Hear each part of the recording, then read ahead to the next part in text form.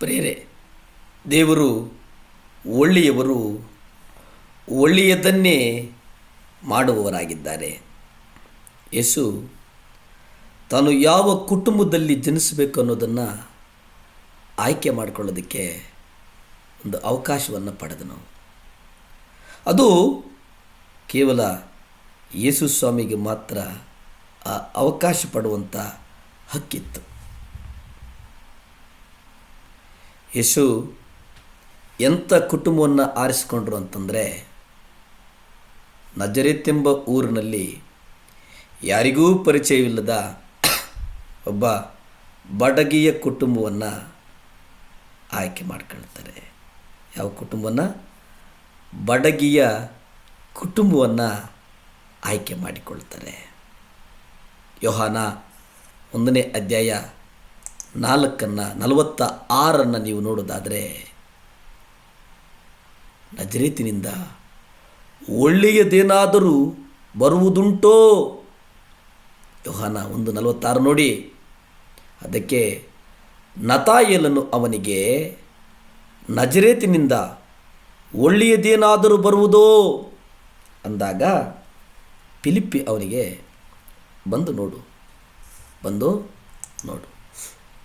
ಯೋಸೆಫ್ ಮತ್ತು ಮರಿಯ ಎಷ್ಟು ಬಡವರಾಗಿದ್ದರಂದರೆ,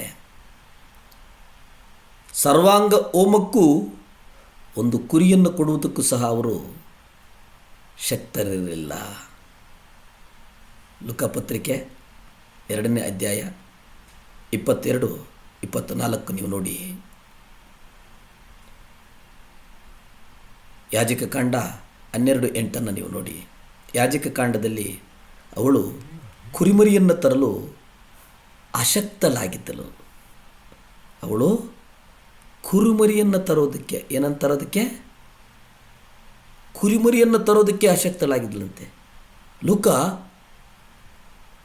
ಅದೇ ಮಾತು ಹೇಳ್ತದೆ.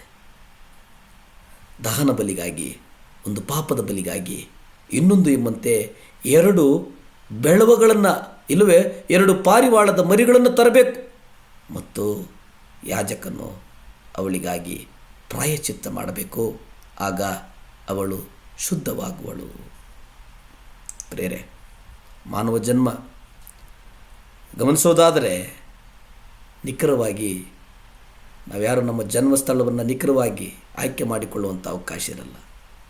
ಆದರೆ ದೇವರಿಗೆ ಆ ಅವಕಾಶವಿತ್ತು. ಲೂಕ 2:22-24 ಮೋಶೆ ನ್ಯಾಯ ಪ್ರಮಾಣದ ಪ್ರಕಾರ ಆಕೆಯು ಶುದ್ಧೀಕರಣದ ದಿವಸಗಳು ಮುಗಿದ ಮೇಲೆ ಅವರು ಆತನನ್ನು ಕರ್ತನಿಗೆ ಸಮರ್ಪಿಸುವುದಕ್ಕಾಗಿ ಯೆರೂಸಲೇಮಿಗೆ ತಂದರು. ಕರ್ತನು ನ್ಯಾಯ ಪ್ರಮಾಣದಲ್ಲಿ ಬರೆದಿರುವಂತೆ ಪ್ರತಿಯೊಂದು ಚೊಚ್ಚಲ ಗಂಡು ಮಗು ಕರ್ತನಿಗೆ ಪರಿಶುದ್ಧವೆಂದು ಕರೆಯಲ್ಪಡಬೇಕು. ಅಲ್ಲಿ 24 ನೋಡ್ಕೊಳ್ಳಿ. ಕರ್ತನ ನ್ಯಾಯ ಪ್ರಮಾಣದಲ್ಲಿ ಹೇಳಿದಂತೆ 1 ಜೋಡಿ ಬೆಳವನನ್ನಾಗಲಿ 2 ಪಾರಿವಾಳದ ಮರಿಗಳನ್ನಾಗಲಿ ಯಜ್ಞಾರ್ಪಣೆ ಮಾಡಬೇಕಾಯಿತು. ಇಲ್ಲಿ ಯಜ್ಞಾರ್ಪಣೆಗೂ ಅವರಲ್ಲಿ ಹಣ ಇರಲಿಲ್ಲ. ಎಷ್ಟು ಚಾಲೆಂಜಸ್ ನೋಡಿ. ಇದನ್ನು ಕೇಳಿದಾಗ ಒಂದು ಮುರುಕ ನಮ್ಮ ಹೃದಯದಲ್ಲಿ ನಾಟ್ತದೆ. ಯಾಕಂದರೆ ಈ ಜಗತ್ತನ್ನು ಪಾಪಗಳಿಂದ, ಶಾಪಗಳಿಂದ, ಕಣ್ಣೀರಿನಿಂದ ಬಿಡಿಸುವುದಕ್ಕೆ ಬಂದಂಥ ದೇವರು ಯಾವ ಕುಟುಂಬವನ್ನು ಆಯ್ಕೆ ಮಾಡಿಕೊಂಡ್ರು, ಯಾರಿಗಾಗಿ ಆಯ್ಕೆ ಮಾಡಿಕೊಂಡ್ರು, ಯಾಕಾಗಿ ಆಯ್ಕೆ ಮಾಡಿಕೊಂಡ್ರು, ಅದರ ಉದ್ದೇಶ ಏನು ನಾವು ಅರಿಯಬೇಕಾಗಿದೆ. ಪ್ರಿಯರೇ, ದೇವರು ಈ ಲೋಕದಲ್ಲಿ ಬಂದಿದ್ದು ಅದ್ಭುತಗಳನ್ನು ಮಾಡೋದಕ್ಕೆ. ದೇವರು ಈ ಲೋಕಕ್ಕೆ ಬಂದದ್ದು ಶಾಪಗ್ರಸ್ತರನ್ನು, ಪಾಪಿಗಳನ್ನು ತನ್ನ ರಕ್ತದ ಮೂಲಕ ಶುದ್ಧ ಮಾಡುವುದಕ್ಕೆ. ನಾವು ಅವರನ್ನು ಮರೆತು ಬಿಟ್ಟಿವೆ. ನಮ್ಮ ನುಡಿಗಳಲ್ಲಿ ಇವತ್ತು ಯೇಸು ಕ್ರಿಸ್ತನ ಸಾರೂಪ್ಯ ಇದೆಯಾ ಅನ್ನುವುದನ್ನು ನಾವು ಆಲಿಸಬೇಕಾಗಿದೆ. ಪ್ರಾರ್ಥಿಸಿಕೊಳ್ಳೋಣ. ದೇವರೇ, ಸಹಾಯ ಮಾಡಪ್ಪ. ಅಪ್ಪ ಸಹಾಯ ಮಾಡಪ್ಪ. ಯೇಸುವೇ, ನಿಮ್ಮ ರಕ್ತದಿಂದ ಸ್ವಾಮಿ ನಮ್ಮ ಕುಟುಂಬಗಳನ್ನು ಕಟ್ಟು. ನಿಮ್ಮ ರಕ್ತದಿಂದ ದೇವರೇ ಒಂದು ಸಮಾಧಾನ ನಮ್ಮ ಕುಟುಂಬಗಳಲ್ಲಿ ಬರಲಿ, ನಮ್ಮ ಸಭೆಗಳಲ್ಲಿ ಬರಲಿ. ನಾವು ಹೋಗುವುದೆಲ್ಲ ನೀವು ಬನ್ನಿ ಸ್ವಾಮಿ. ನಮ್ಮನ್ನು ಆಶೀರ್ವದಿಸಪ್ಪ, ಬಲಪಡಿಸಪ್ಪ, ಸ್ಥಿರಪಡಿಸಪ್ಪ. ಸ್ತುತಿ, ಘನ, ಮಾನ, ಮಹಿಮೆ ನಿಮ್ಮೊಬ್ಬರಿಗೇ ಸಲ್ಲಿ ತಂದೆ. Amen, amen, amen.